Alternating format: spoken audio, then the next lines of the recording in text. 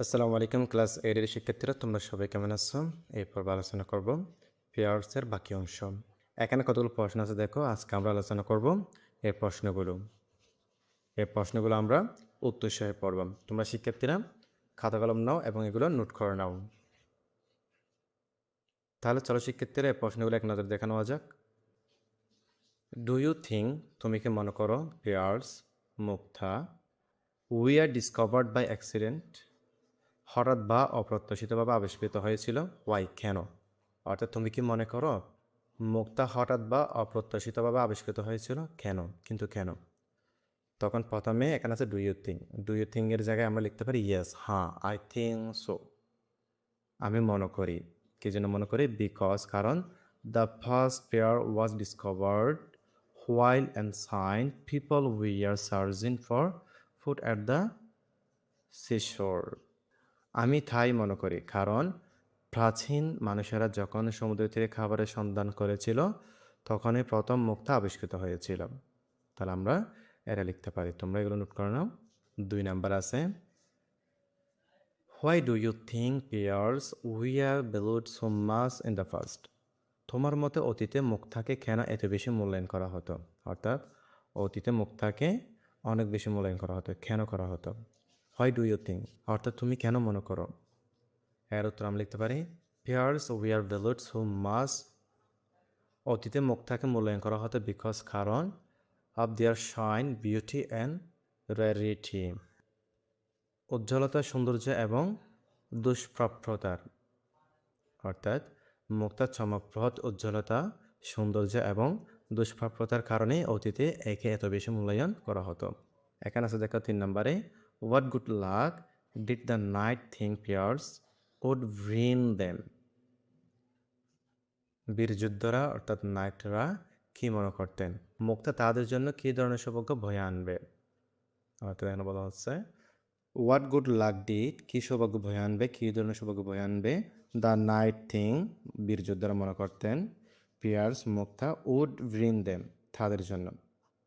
অর্থাৎ বীরযোদ্ধারা নাইটরা কি মনে করতেন মুক্তা তাদের জন্য কী ধরনের সৌভাগ্য বয়ে আনবে? এর উত্তর আমরা লিখতে পারি the knights thought that fears would bring them good luck and protection in the battles. নাইটরা মনে করতেন দ্য নাইটস থট, নাইটরা মনে করতেন ডেট যে pairs Mukta will bring them good luck and protection in battles, যুদ্ধের ময়দানে তাদের জন্য সৌভাগ্য এবং প্রতিরক্ষা বা সুরক্ষা নিয়ে আসবে। নিশ্চয় শিক্ষার্থী তোমরা এগুলো বুঝতে পেরেছো, তোমরা এগুলো ভালো করে দেখে নিবা।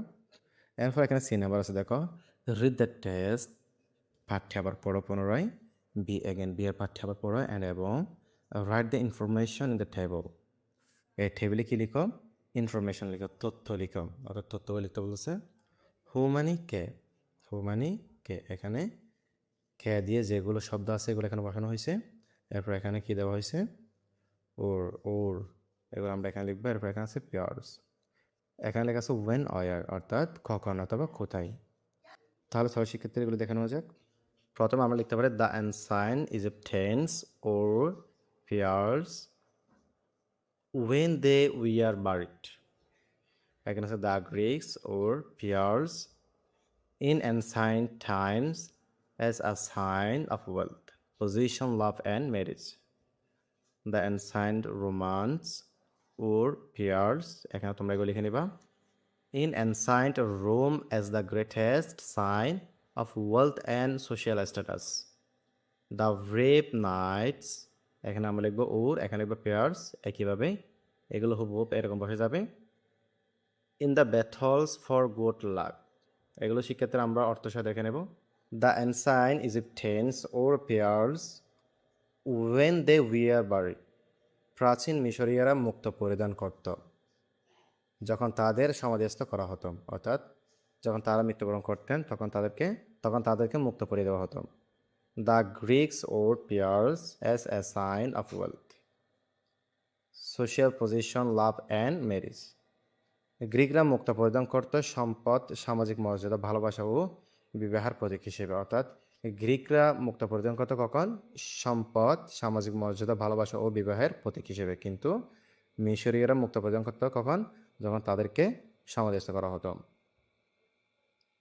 3 নাম্বার এখানে আছে the ancient Romans wore pearls. প্রাচীন রোমানরা মুক্তা পরিধান করতো কি জন্য? As the greatest sign of wealth and social status, সম্পদ ও সামাজিক মর্যাদার সর্বোচ্চ প্রতীক হিসেবে।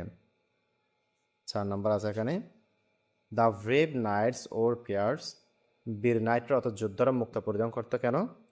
In the battles for good luck, সৌভাগ্যের আশায় যুদ্ধের ময়দান, অর্থাৎ যুদ্ধ যাতে তারা জিততে পারে সেজন্য তারা মুক্ত পরিধান করত।